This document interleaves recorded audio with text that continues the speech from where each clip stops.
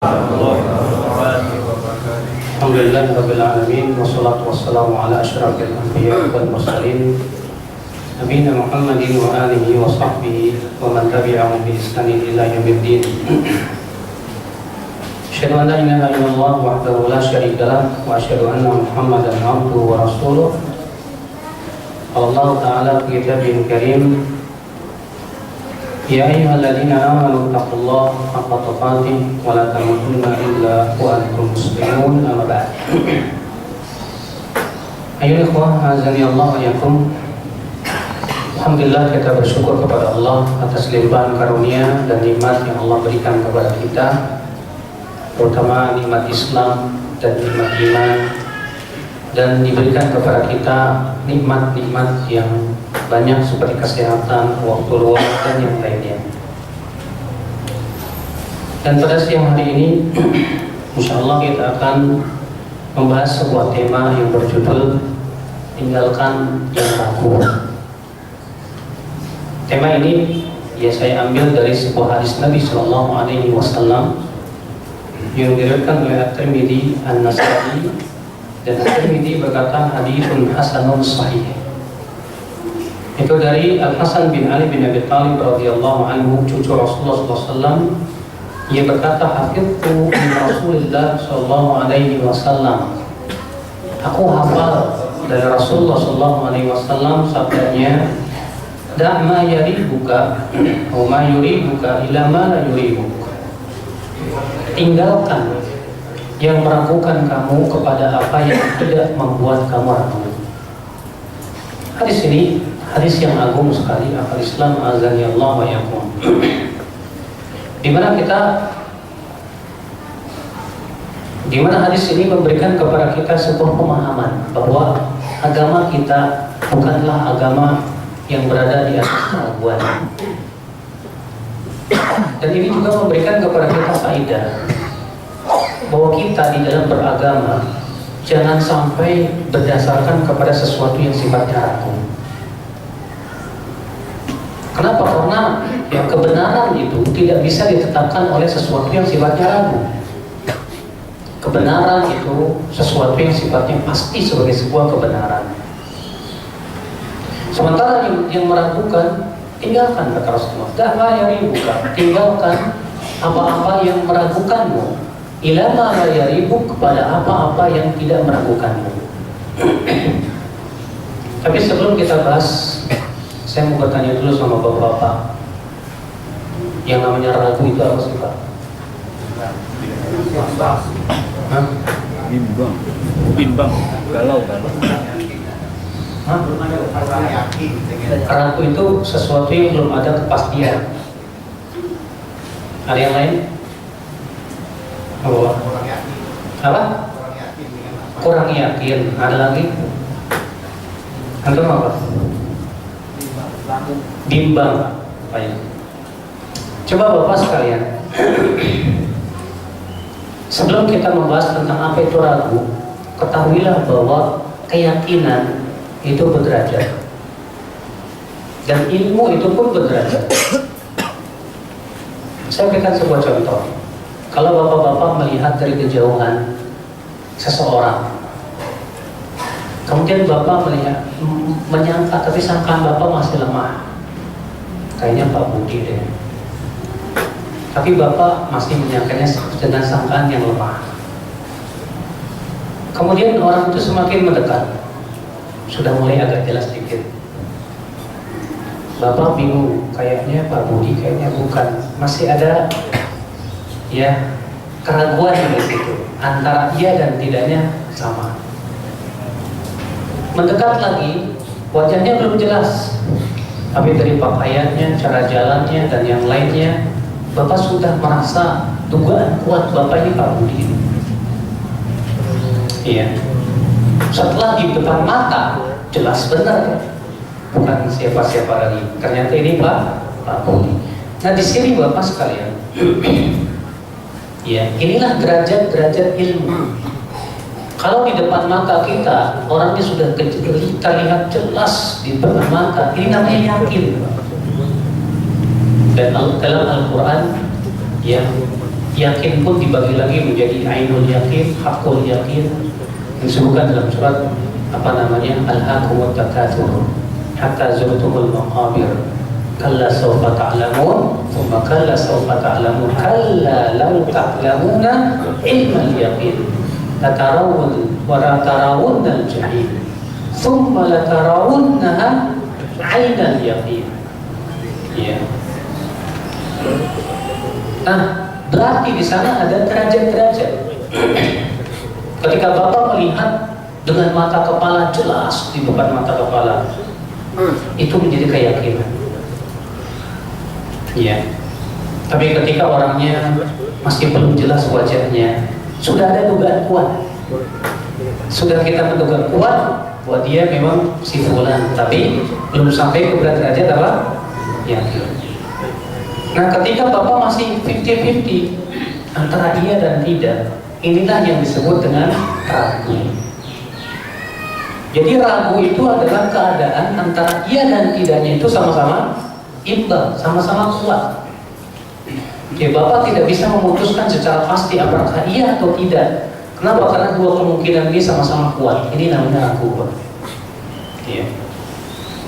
Setelah kita mengetahui tentang makna ragu, berarti dari sini Bapak kita ketahui bahwa ragu ke bawah itu di dalam agama tidak boleh dipakai. Sedangkan dugaan kuat ke atas, maka dalam agama kita masih dipakai. Iya. Kenapa dugaan kuat masih dipakai, Pak? Karena adanya dalil-dalil yang menunjukkan kepada itu.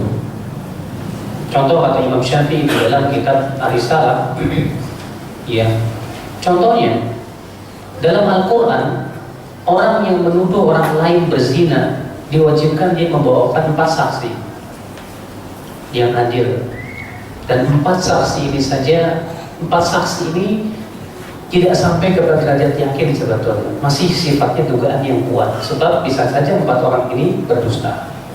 Tapi karena melihat sifat-sifat yang jujur dan yang lainnya, ya, kata Imam Syafi'i, ini menunjukkan bahwa dugaan kuat itu boleh dipakai di dalam menetapkan kaidah-kaidah Islam.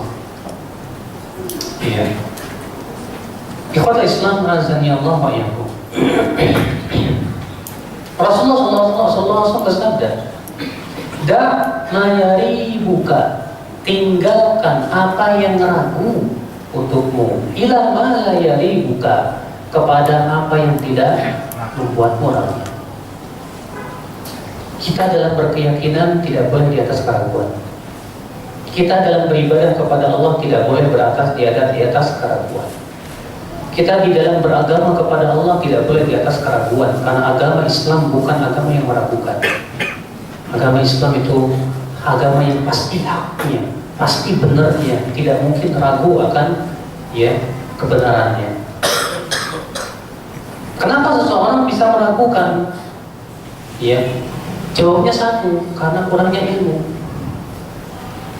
Seperti misalnya bapak-bapak kalau sedang pergi ke suatu tempat tapi nggak tahu jalan, dihadapkan pada jalan yang bercabang, bapak nggak tahu sini atau sana. Kenapa bapak tidak merasa bimbang sana atau sini? Jawabnya karena bapak tidak tahu. Sebab kalau bapak tahu ilmunya, bapak sudah biasa lewat jalan situ, tak perlu nanya orang, sudah tahu ke kanan. Orang mau ngomong ke kiri kok apaan, saya sudah tahu kok ke kanan. Demikian pula ya. Dalam kita beragama pun begitu, Pak. Kenapa bapak bisa bimbang, kok bisa tak bingung, ini yang benar yang mana? Jawabnya satu, karena kurangnya ilmu. Maka di dalam Islam, akal Islam azani Allah bayakum, kewajiban kita adalah beragama itu harus dengan sesuatu yang sifatnya apa? Pasti, yakin, dan meninggalkan sesuatu yang sifatnya ragu. Sebuah contoh, Nabi SAW dilaporkan kepada beliau seorang laki-laki, ya, wajada fi batni syai', dia menemukan di perutnya sesuatu. Akhraja minhu amla, apakah keluar angin apa tidak? Lihat, dilaporkan kepada Rasulullah, orang yang mendapatkan di perutnya apa? Sesuatu, keluar angin apa enggak? Menangnya ragu, Pak. Ya, kayaknya keluar, kayaknya enggak. Apa kata Rasulullah? La yansarif. Dalam satu riwayat, la yanfatil. Jangan ia keluar dari sholat hatta yajida rihan aw yasma' sautan, sampai ia menemukan bau atau mendengarkan suara. Artinya sampai yakin bahwa itu memang betul-betul keluar. Kalau sebatas ragu, Bapak lagi sholat nih, ya keluar apa enggak, nggak boleh kita batalkan. Sampai betul-betul yakin kalau memang kita itu mendengar suara atau mencium bau, kok bau ya, wah ini mau keluar. Ya. Nah ini akal Islam azamnya. Dalam hadis lain Rasulullah SAW yang diriwayatkan oleh Abu Dawud, ya, Muslim dan yang lainnya. Idza syaqqa ahadukum fi sholati falam yadri asalla ya salatan am arba'an falyabni ala mastayqan. Apabila salah seorang dari kalian sholat lalu ragu apakah ia sholat 3 rakaat atau 4 rakaat, maka hendaklah ia ambil yang yakin, kemudian ia tambah lalu sujud sahwi 2 rakaat sebelum salam. Maka kalau Bapak misalnya ragu nih, sholat 3 apa 4 ya, 3 apa 4, yang yakin berapa Pak? 3, yang meragukan apa? Yang 4. Berarti yang ditinggalkan yang mana? Yang 4, tambah 1 rakaat lagi, kemudian setelah itu sujud sahwi sebelum salam. Lihat akal Islam azan ya Allah ya. Bagaimana Rasulullah SAW memberikan kepada kita sebuah kaidah yang agung. Kalau kita ragu di dalam sholat, ya ragu kita ini gimana? Saya 3 apa 4? Sekarang kita lagi kalau lagi sholat kan banyak pikiran. Ya mikir ke kantor, mikir ke pasar, mikir ke sana sini. Akhirnya subhanallah lupa 3 apa 4. Maka pada waktu itu kata Rasulullah, ambil yang yakin. Berapa? Buang yang ragu.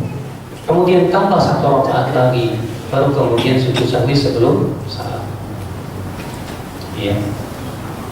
Subhanallah, ini kaidah yang agung yang ditetapkan oleh para ulama.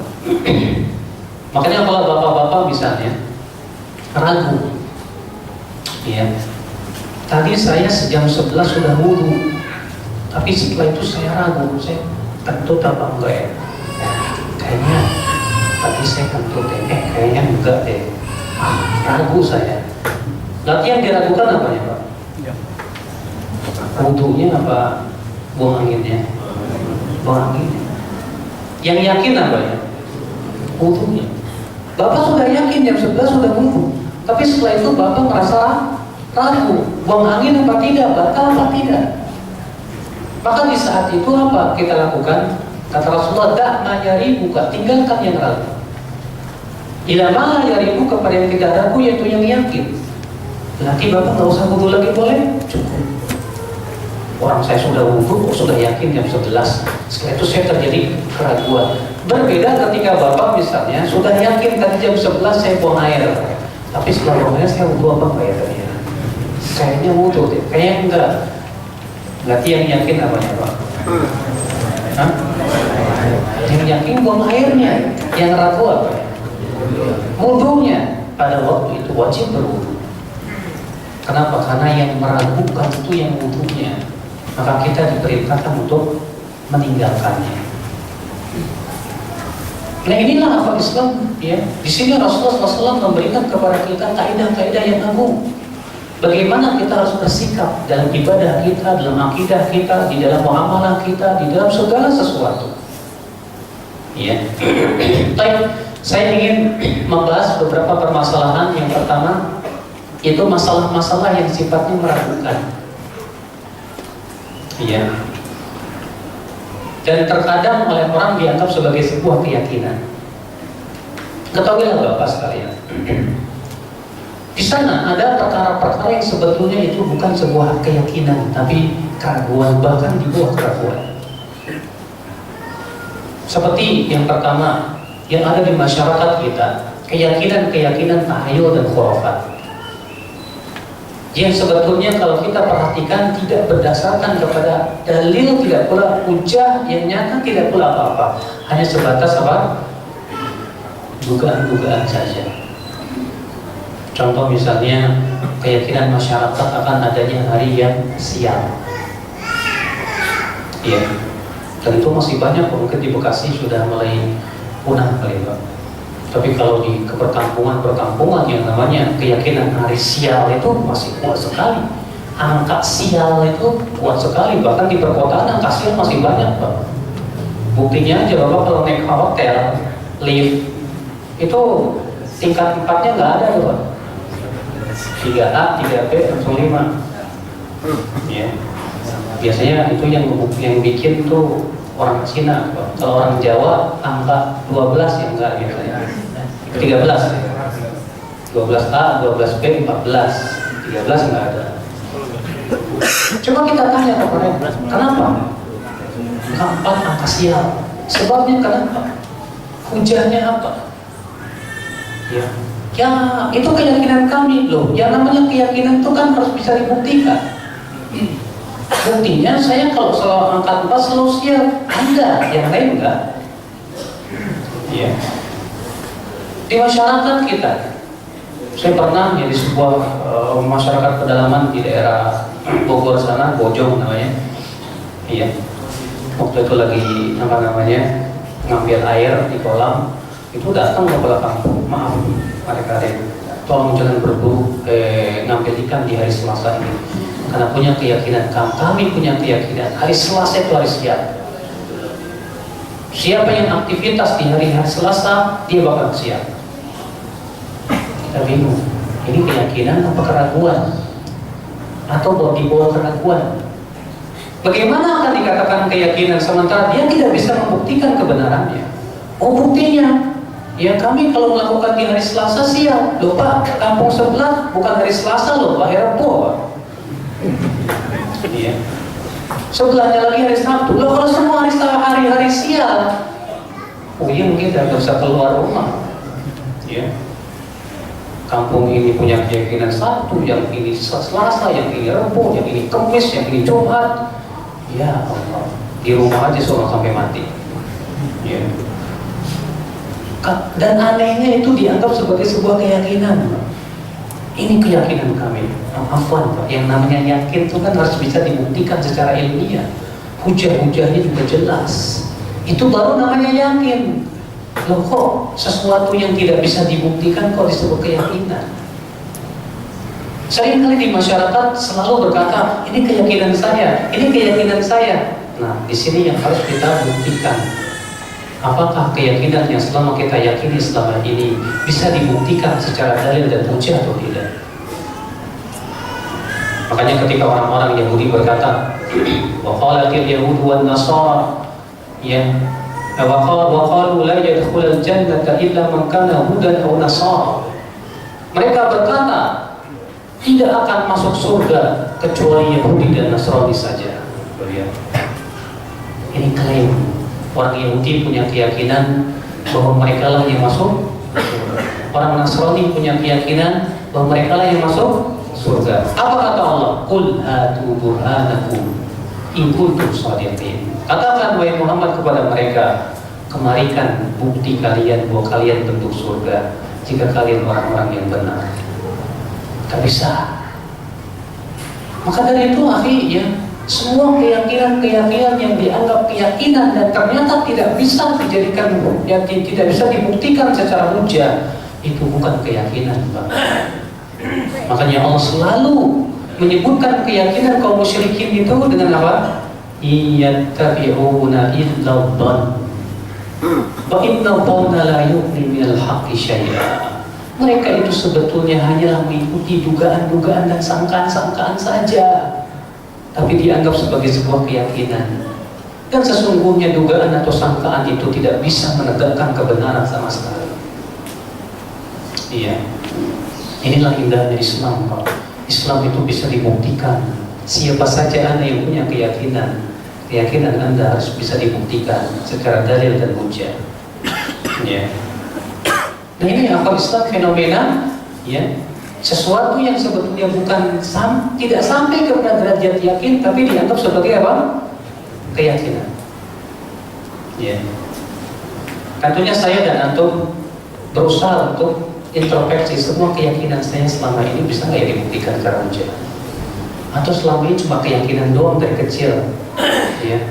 Anda keyakinannya apa? Keyakinan saya begini-begini, tapi bisa dibuktikan dengan ujian? Waduh, gak paham saya. Nah ini Pak, fenomena yang kedua, yang itu masih dikatakan ragu dan tidak disebut yakin. Apa itu? Sebatas ikut-ikutan orang tanpa tahu dalil. Atau di dalam fikih disebut dengan istilah taklid. Taklid itu artinya ngikutin orang tapi nggak tahu apa dalilnya. Ya. Bapak hanya sebatas husnudon saja, nggak mungkin ya Pak Ustadz nggak punya dalil. Berarti ketika Bapak taklid, Bapak tidak tahu dalilnya, berarti Bapak sebetulnya belum naik ke derajat yakin. Makanya Imam As-Suyuti berkata apa? Ajma'al ulama ala anna taklid laysa bil ilm wa anna al-muqallid laysa bi'alim. Para ulama semua bersepakat bahwa taklid, ngikut-ngikut doang, itu bukan ilmu. Dan bahwasanya orang yang kerjaannya cuma ngebelok taklid-taklid begitu bukan orang alim. Iya dong Pak. Sekarang ya ketika kita ngikutin selama ini ya dari kecil ngikutin di masyarakat begini-begini, baik Bapak bisa membuktikan secara dalil? Wah nggak tahu. Ya mungkin Pak Ustadz, Pak Kiai saya punya dalil. Kalau jawabannya mungkin, saya katakan mungkin juga nggak punya dalil. Karena yang namanya mungkin kan 50-50. Itu namanya ragu. Ya. Agama kita nggak berdasarkan mungkin. Jelas, tegas. Agama kita harus yakin. Maka kenapa kita jadikan sebagai sebuah keyakinan sesuatu yang masih meragukan? Maka di sini Bapak sekalian, ya, ketika kaum musyrikin dikatakan kepada mereka, wa idza qila lahum ittabi'u ma anzalallah, apabila dikatakan kepada mereka ikuti apa yang Allah turunkan, apa jawab mereka? Qalu bal nattabi'u ma alfaina 'alaihi aba'ana. Mereka berkata, kami lebih mengikuti apa yang kami temukan dari bapak-bapak kami, dari nenek-nenek moyang kami. Lalu Allah berfirman, awalau kana aba'uhum la yaqiluna syai'an wa la yahtadun. Walaupun bapak-bapak mereka tidak berakal, tidak masuk di akal dan tidak mendapatkan hidayah, tetap diikuti juga. Subhanallah, ya Bapak sekalian. Allah Subhanahu wa taala mencela kaum musyrikin yang lebih mencukupkan diri mengikuti tradisi dan nenek moyangnya dan tidak mau mengikuti yang jelas-jelas turun kepada mereka berupa Al-Quran dan hadis Nabi Sallallahu Alaihi Wasallam. Kenapa? Karena sikap taklid kepada nenek moyang itu hakikatnya bukan ilmu. Karena ilmu itu sesuatu yang bisa dibuktikan kebenarannya. Ya nggak Pak? Ya kan? Iya. Maka dari itu Bapak sekalian, inilah Bapak sekalian yang Rasul inginkan. Dak ma yaribuka ila ma la yaribu. Tinggalkan yang ragu, tinggalkan yang ragu. Yang ketiga Pak, yang diantara merupakan fenomena sesuatu yang ragu, itu hadis lemah. Ketahuilah Bapak sekalian, hadis lemah itu masih dalam lingkup ragu. Bapak kalau pernah belajar ilmu hadis, hadis lemah itu bertingkat-tingkat. Ada yang sangat lemah, bahkan sampai kepada derajat palsu. Dan ada lagi yang lemah yang ringan. Bapak tahu nggak? Di dalam ilmu hadis disebut perawi itu ringan lemahnya kapan? Kalau buruk hafalan. Biasanya kalau Al-Hafidz Ibnu Hajar menyebutkan tentang perawi yang buruk hafalan dengan istilah saduq sayyi'ul hifdz. Saduq buruk hafalannya. Kapan seseorang disebut buruk hafalan? Al-Hafidz Ibnu Hajar menjelaskan tentang hakikat orang yang buruk hafalan. Kata beliau, huwa alla yatarajjah janibu shawabihi ala janibu khata'ihi, yaitu sisi benarnya tidak bisa mengalahkan sisi salahnya. Jadi yang benar tidak bisa mengalahkan sisi salahnya. Berarti masih seimbang nggak? Masih seimbang. Berarti ini meragukan imannya.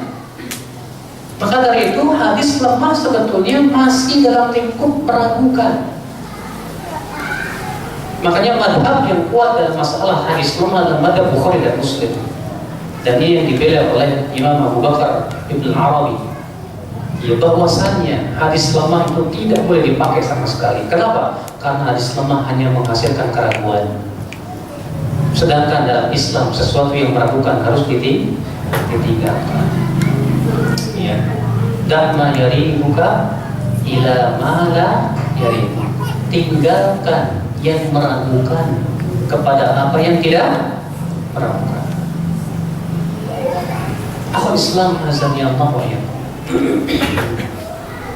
Lalu bagaimana sikap kita dalam menghadapi sesuatu yang sifatnya meragukan dan meragukan itu? Islam telah memberikan kepada kita kaidah-kaidah yang sangat kokoh. Ya, sudah saya sebutkan tadi bahwa kalau terjadi keraguan, kewajiban kita ambil yang yakin dan tinggalkan yang ragu. Tapi Pak, untuk mengetahui yang yakin, kita pun butuh kepada kaidah-kaidah lagi yang telah disebutkan oleh para ulama di dalam kitab-kitab kaidah fikih dan usul fikih. Ya. Contoh misalnya Pak, dalam masalah yang sifatnya muamalah sesama manusia, para ulama memberikan kaidah al-aslu fil muamalati al-ibah. Pada asalnya yang yakin itu masalah muamalah pada asalnya boleh, tidak boleh diharamkan sampai ada dalil. Dalam masalah makanan, para ulama memberikan kaidah bahwa masalah yang berhubungan dengan makanan pada asalnya halal. Tidak boleh kita katakan haram sampai ada bukti yang kuat bahwa itu hukumnya apa? Haram. Kalau bapak misalnya yang ragu, ini katanya makanan mengandung babi, kata orang enggak, gimana sih ini? Mana yang benar ya? Ya. Maka ketika bapak misalnya dalam keadaan ragu seperti itu, bapak tidak boleh mengharamkan dulu. Kenapa? Karena pada asalnya hukumnya apa? Halal makanan itu, tidak boleh diharamkan sampai ada dalil. Tapi bapak pun jangan makan dulu. Kenapa? Karena itu syubhat namanya. Sedangkan sesuatu yang syubhat itu diperintahkan kita untuk meninggalkannya. Baik. Dalam masalah muamalah itu banyak yang berhubungan dengan jual beli dan yang lain. Bapak merasa ragu, saya dengar katanya jual beli dengan sistem seperti ini haram. Ada yang mengatakan boleh. Aduh, saya ragu, bingung ini gimana? Kalau dalam keadaan ragu seperti itu bingung Pak, maka pada waktu itu kita kembalikan kepada asalnya dulu. Asalnya boleh. Jangan dulu diharamkan sampai jelas bukti kepada kita, hujah bahwa memang itu hukumnya haram. Ya. Ikhwatul Islam azani Allah wa iyyakum. Dalam masalah daging, kata para ulama al-aslu fil luhum al-hurmah. Pada asalnya daging itu haram.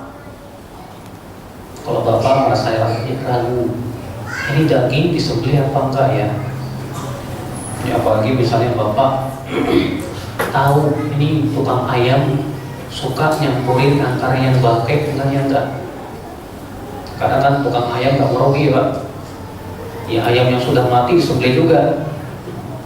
Ya enggak merugi dia. Dan ternyata bapak tahu kebiasaan dia begitu. Dan bapak tidak tahu mana yang bangkai mana yang enggak. Maka apa yang kita lakukan? Pada asalnya daging haram kata para ulama. Dan kalau kita tidak bisa meninggalkan yang haram kecuali dengan meninggalkan yang halal, tinggalkan semuanya. Ya udah tinggalkan, gak usah beli di situ. Beli aja ayam hidup, beli sendiri dah. ya, yakin alam, ya. Akhul Islam azanillah wa yakum. Dalam masalah, ya, apa namanya, talak, ada seorang suami ragu-ragu, saya mentalak istri apa enggak ya? Kayaknya saya kemarin enggak deh mentalak. Saya ragu. Kata para ulama, al-aslu baqa'un nikah. Pada asalnya yang yakin itu nikah masih ada.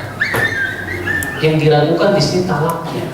Berarti ambil yang yakin, buang yang ragu. Udah, nggak ada talak. Karena talak masih diragukan. Ya, bapak lagi tawaf, saking asiknya tawaf melihat sana sini, wah lupa loh. Saya ini 5 apa 6 ya. Ya. Ambil yang yakin, tinggalkan yang ragu. Apa itu? 5. Tambah lagi 1. Ya.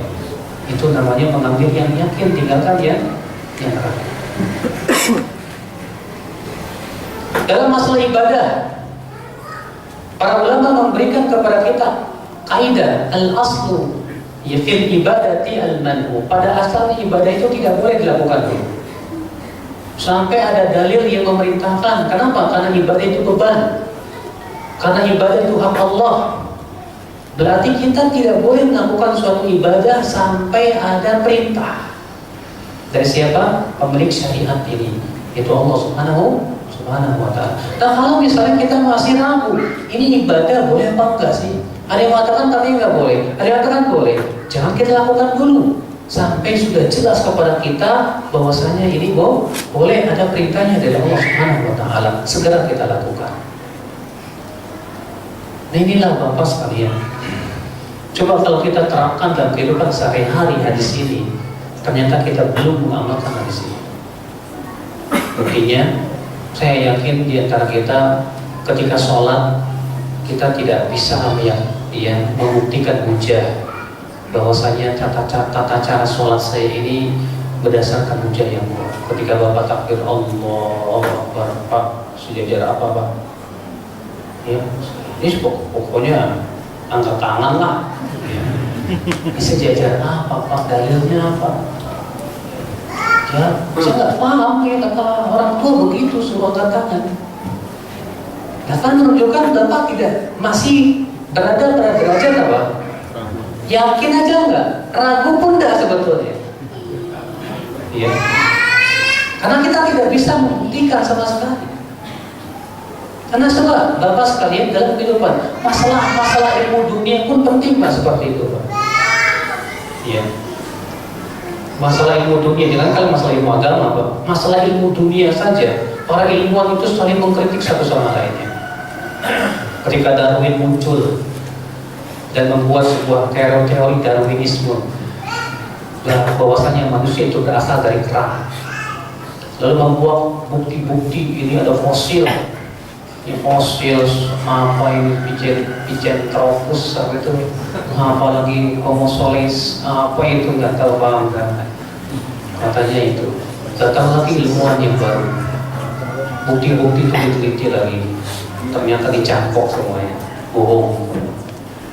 Ya, bukan bukti yang nyata, dibatalkan lagi. Kalau dalam masalah dunia saja bisa seperti itu Pak. Mereka betul-betul ingin membuktikan kebenaran sesuatu pendapat dengan cara memeriksa. Kalau kita terkadang maunya apa? Taklid. Itu dalam pelajaran IPA, manusia itu dari kera. Ya.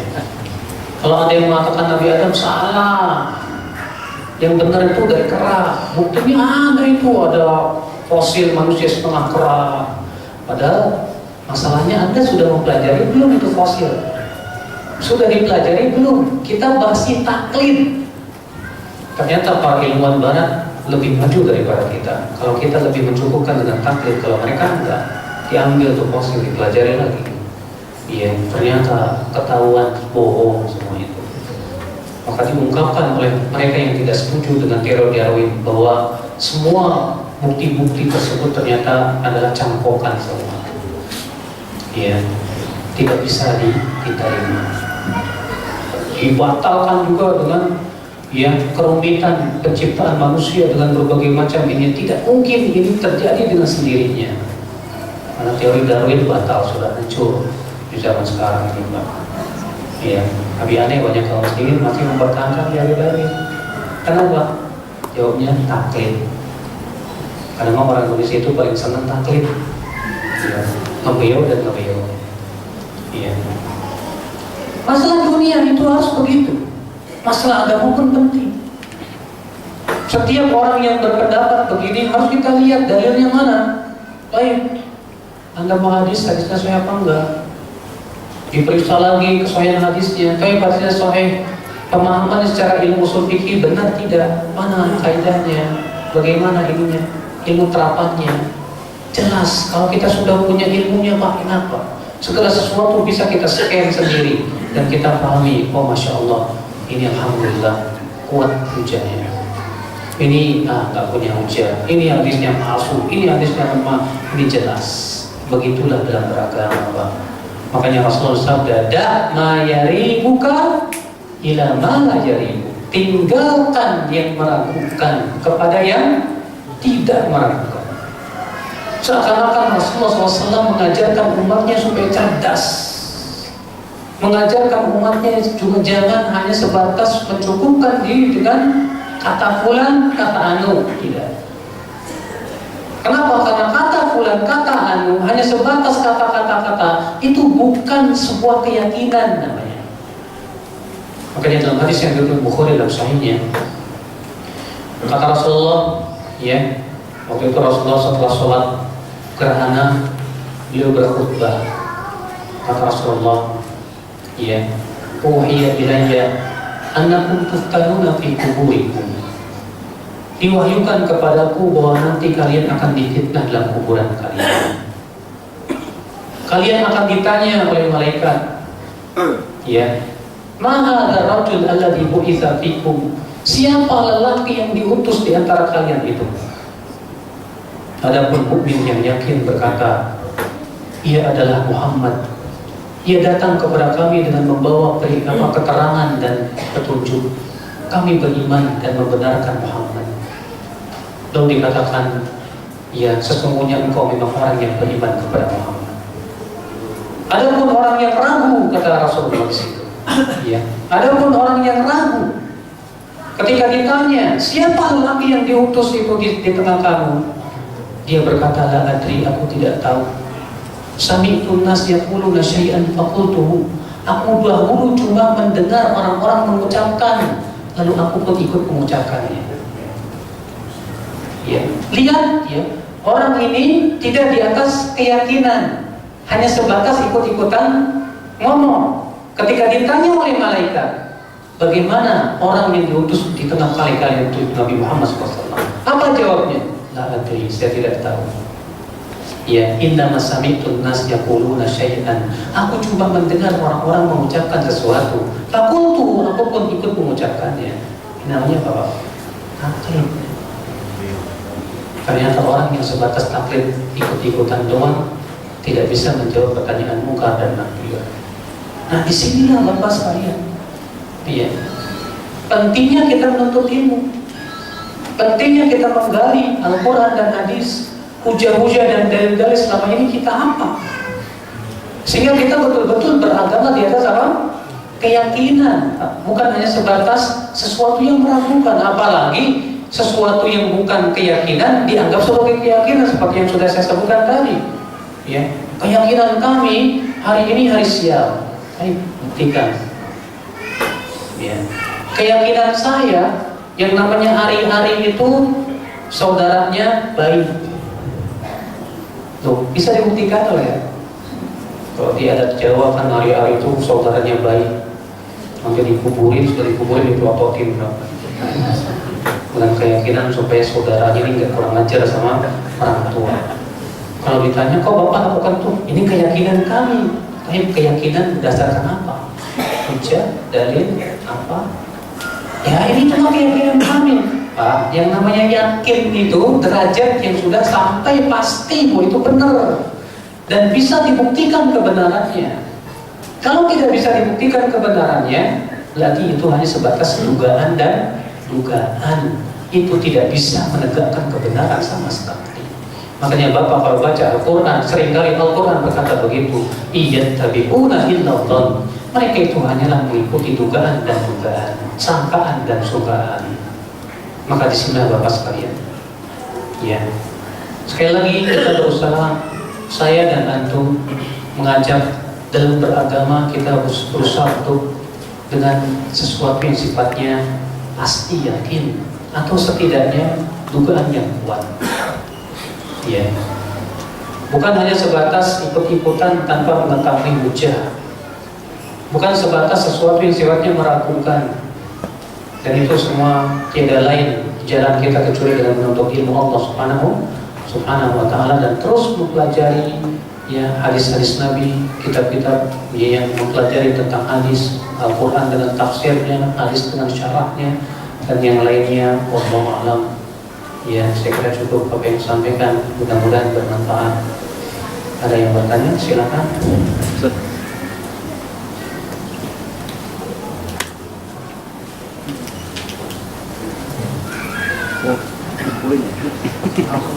Nggak langsung.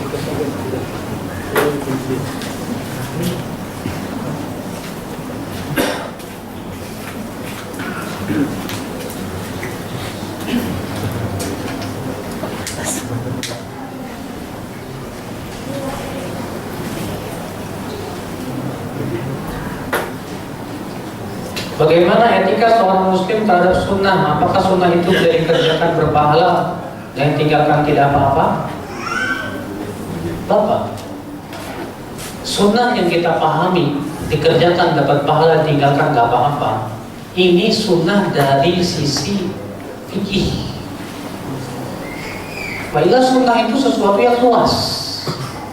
Ketika muncul ya disiplin-disiplin ilmu, ada ilmu hadis, ilmu akidah, ilmu fikih, ilmu usul fikih, maka sunnah itu didefinisikan sesuai dengan disiplin ilmu masing-masing. Kalau Bapak bertanya kepada ahli fikih, pasti jawabannya itu. Tapi kalau Bapak bertanya kepada ahli hadis, apa itu sunnah? Kata ahli hadis, sunnah adalah semua yang berasal dari Nabi SAW, baik perkataan maupun perbuatan maupun persetujuan ataupun sifat, baik akhlak maupun ya tingkah laku. Kalau Bapak bertanya kepada ahli akidah dalam ilmu akidah, akan ditanya, apa itu sunnah? Ya, sunnah adalah ma yuqabilul hawa, kebalikan dari hawa nafsu. Kalau Bapak bertanya kepada ahli usul fikih, berbeda sesuai dengan pertanyaan apa masing-masing ilmu. Nah, yang kita pahami selama ini terlalu sempit, Pak. Sunnah adalah kalau tinggalkan nggak dosa, kalau dilakukan dapat pahala. Padahal ini definisi yang disebutkan oleh Imam Al-Juwayni dalam kitab Al-Waraqat. Ya. Definisi ini pun juga digugat oleh para ulama setelahnya. Sunnah adalah yang dilakukan dapat pahala. Apa benar setiap orang yang melakukan sunnah dapat pahala? Belum tentu. Ada orang sholat 2 rakaat tapi ria, nggak dapat pahala jadinya. Ya nggak, Pak? Kalau ditinggalkan tidak dapat dosa. Apa benar setiap orang yang meninggalkan yang sunnah itu tidak dapat dosa? Kalau misalnya dia meninggalkan sesuatu yang sunnah menurut para ulama seluruhnya, tapi dia meninggalkannya itu karena berkeyakinan bahwa itu tidak sunnah, dosa dia. Seperti dia mengatakan, sholat rawatib itu gak sunnah. Tuh, kata siapa? Para ulama semua mengatakan sholat sunnah rawatib itu hukumnya sunnah. Dia tinggalkan dengan keyakinan seperti itu, bisa dosa loh, Pak. Bisa dosa. Makanya definisi ini pun kemudian dikritik oleh para ulama setelahnya.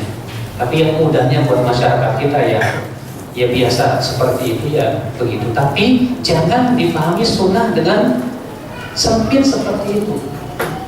Karena sunnah itu ya kalau kita kembalikan kepada al-wada', yaitu secara bahasa Arab, sunnah itu artinya thariqah, tata cara. Adapun secara istilah, secara umum, sunnah itu artinya semua yang diajarkan oleh Nabi Sallallahu Alaihi Wasallam itulah sunnah. Ya, itulah sunnah.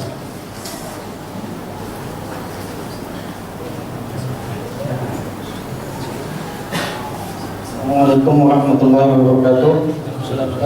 Diumumkan kepada jemaah yang membawa kendaraan roda 4 dengan nomor polisi B2017. Kami ulangi, plat nomor B2017, agar dipindahkan dikarenakan ada mobil yang ingin lewat. Mungkin itu dari kami. Assalamualaikum warahmatullahi wabarakatuh.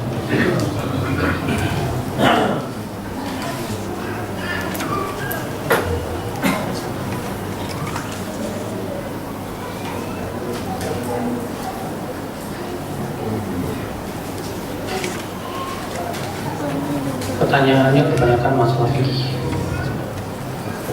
Tasyabuh itu bertingkat-tingkat, ada yang haram, ada yang makruh, ada yang mubah, ada yang sunnah. Bagaimana menurut Ustaz? Betul. Tasyabuh itu ada yang haram. Kapan? Apabila menyerupai sebuah syiar orang kafir, yang itu merupakan kekhususan mereka.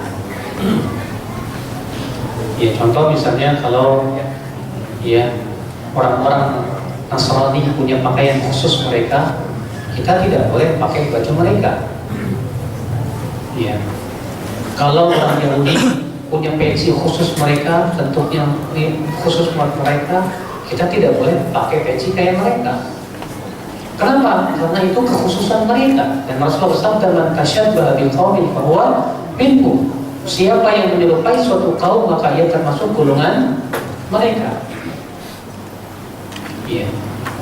Yang makruh seperti apa? Contohnya larangan tasyabuh dengan hewan. Sebagian ulama mengatakan makruh. Iya. Larangan tasyabuh. Iya. Seperti antum misalnya meringkik seperti kuda. Makruh berapa ulama? Kenapa? Karena menyerupai hewan. Sebagian mengatakan menyerupai hewan hukumnya haram. Sebagian mengatakan makruh. Yang mubah seperti apa? Tasyabuh dalam perkara yang itu bukan kekhususan mereka. Artinya kita pakai, mereka pakai, tidak ada kekhususan.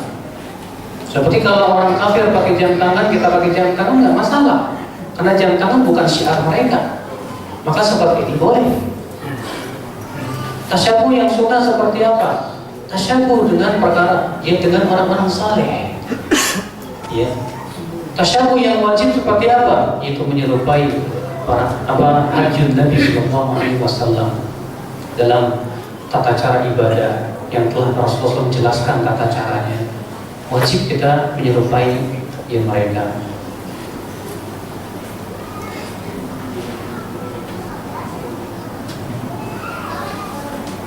Kami orang awam tidak tahu ilmu hadis Ustaz. Kami hanya bisa mendengar ceramah dari Ustaz dan kami menjalankannya.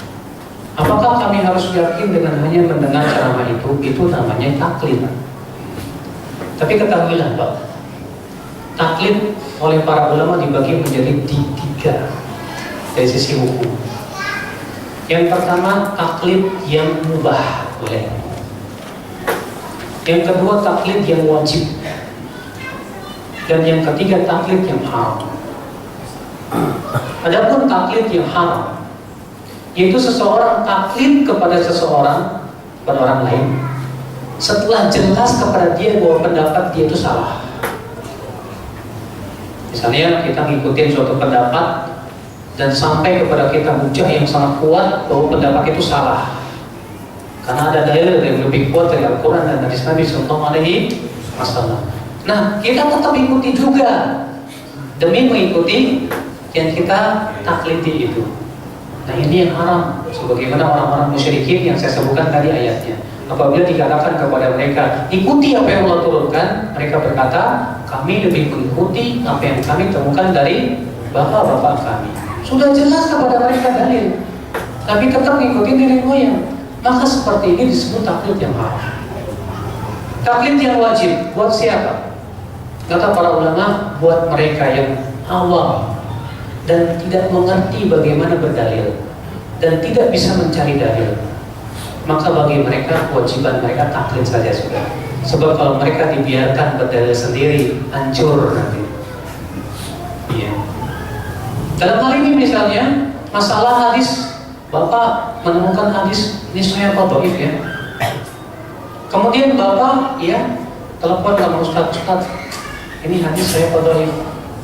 Kata Ustaznya sahih, ya udah selesai kita amalkan. Ini taklid betul, tapi gimana lagi masalahnya kita tidak mampu. Ya, silahkan Bapak cari sendiri, periksa sendiri hadisnya. Mau periksa gimana?